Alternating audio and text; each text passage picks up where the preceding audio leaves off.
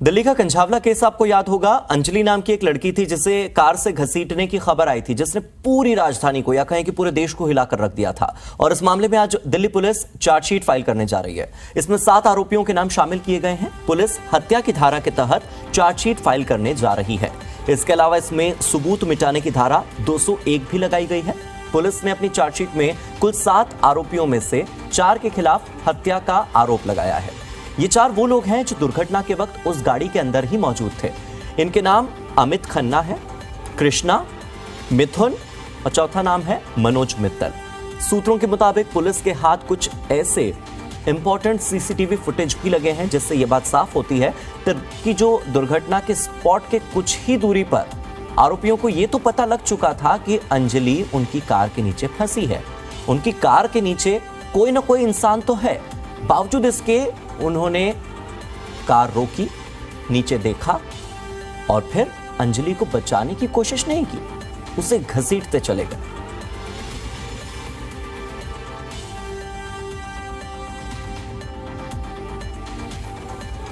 और दिल्ली से मेरे सहयोगी प्रमोद शर्मा जुड़ चुके हैं ज्यादा जानकारी के साथ। प्रमोद, आज जिन आरोपियों के नाम इस चार्जशीट में होने वाले हैं, पहले तो आप उन आरोपियों के नाम बता दीजिए, क्योंकि 4 तो हमने बता दिए हैं, बाकी के 3 आरोपी और कौन है। और इसके अलावा ये भी बताया जा रहा है कि पुलिस के हाथ एक ऐसा सीसीटीवी फुटेज भी लगा है जिससे ये पता चलता है कि अंजलि कार के नीचे फंसी थी। इस बात की जानकारी इन 4 लोगों को थी जो कि कार के अंदर सवार थे। बावजूद इसके इन्होंने कार चलाना जारी रखा और अंजलि कार के नीचे खिसकती रही।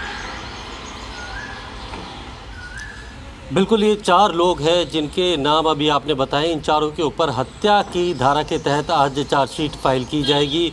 इसके अलावा जो बाकी के जो 3 लोग हैं उनके ऊपर सबूत मिटाने के लिए या फिर पुलिस से झूठ बोलने के लिए, जिसमें दीपक खन्ना नाम का एक शख्स भी है जिसने अपने आप को गाड़ी चलाने के तौर पे बताया था, क्योंकि उसके पास लाइसेंस था, जबकि घटना के वक्त जो शख्स गाड़ी चला रहा था उसके पास ड्राइविंग लाइसेंस नहीं था। इसीलिए पुलिस को गुमराह करने, झूठ बोलने और सबूतों को नष्ट करने के मामले में भी पुलिस ने जो आईपीसी की धारा 201 यानी डिस्ट्रक्शन ऑफ एविडेंस है वो लगाई है। इसमें 302 यानी कि हत्या के मामले में 4 लोगों को आरोपी बनाया है, जिसको साबित करने के लिए कुछ सीसीटीवी फुटेज है। जो अंजलि की दोस्त निधि थी उसका बयान है, जिसने 164 का बयान कोर्ट में दिया था, जिसने बताया था कि आरोपी को पता था एक्सीडेंट हो गया है, अंजलि उनकी गाड़ी के नीचे फंस गई है और बावजूद इसके वो गाड़ी को लेकर भाग गए थे। और उसके बाद उसके अलावा एक सीसीटीवी फुटेज है जिसमें आरोपी गाड़ी से उतर के नीचे देखते हैं अंजलि फंसी हुई है, लेकिन उसे बाहर निकालने की बजाय, उसको मेडिकल एड देने की बजाय वो गाड़ी में बैठ के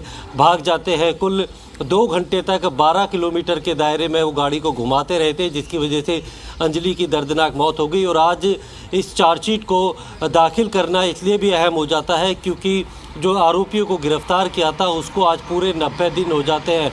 और अगर आज पुलिस चार्जशीट दाखिल नहीं कर पाती है तो जितने भी आरोपी हैं उनका ये अधिकार बन जाता है कि उन्हें रेगुलर बेल दी जाए। इसीलिए 90 दिन का वक्त पूरा हो गया है और आज चार्जशीट इस मामले में जो पुलिस दाखिल करेगी तो ये देखना होगा कि जो इसमें फूड डिलीवरी बॉय था, जितने कॉलर थे जिन्होंने 112 पे कॉल की थी, निधि है, उसके अलावा और भी कई सारे ऐसे एविडेंस है जो कि हत्या की जो सेक्शन है उसको प्रूफ करने के लिए पुलिस की तरफ से लगाए गए हैं।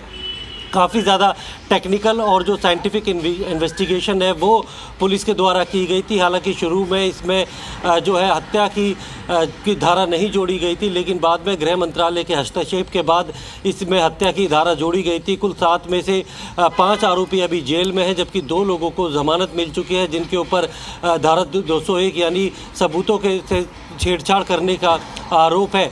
तो इस मामले में 90 दिन बीत जाने के बाद आज जब पुलिस इस मामले में चार्जशीट फाइल करेगी रोहिणी कोर्ट में, तो ये देखना होगा कि उसमें जो आरोपी हैं उनके खिलाफ जो हत्या की धारा लगाई गई है उसे साबित करने के लिए कौन कौन से ऐसे एविडेंस है, कौन कौन से ऐसे सबूत है और कितने सारे ऐसे विटनेसेस हैं।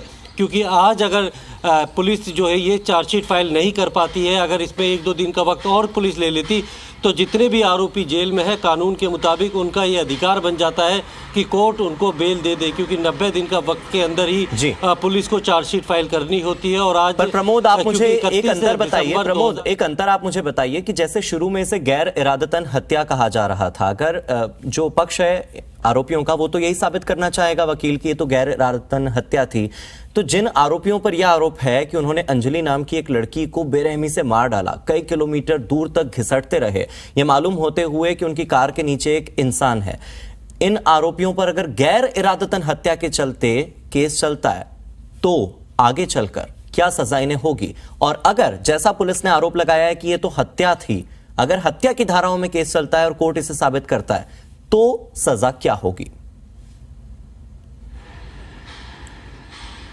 देखिए, हत्या की धाराओं में कम से कम उम्र कैद और अधिकतम फांसी की सज़ा का प्रावधान है, लेकिन अगर गैर इरादतन हत्या की बात करें तो उसमें भी सज़ा कम नहीं है, क्योंकि शुरुआत में पुलिस ने गैर इरादतन हत्या को मानते हुए इस केस को जो है वो उसकी जांच कर रही थी। चूँकि पुलिस के कुछ सीनियर ऑफिसर्स ने प्रेस कॉन्फ्रेंस में ये तक बोल दिया था कि इस जो अंजलि की मौत हुई है उसके पीछे कोई भी मोटिव अभी तक सामने नहीं आया है, और ऐसे में जो कोई भी मोटिव था वो हत्या की धारा लगाने के बाद जो है वो सिर्फ पुलिस के लिए यही है कि जब एक्सीडेंट हुआ था उनको पता था कि उनकी गाड़ी के नीचे जो अंजलि है वो लड़की फंसी हुई है, वो चाहते तो उसको बचा सकते थे, लेकिन उन्होंने बचने के मकसद से उस लड़की की जो है हत्या कर दी और बॉडी को जो है वो छोड़ के वो भाग गए थे। तो मोटिव भी क्लियर हो रहा है, लेकिन ये जब ये केस ट्रायल पे आएगा और जब इस मामले में जो चार्जेस फ्रेम होंगे वो देखना होगा कि ये पूरा केस जो है वो हत्या की धाराओं पे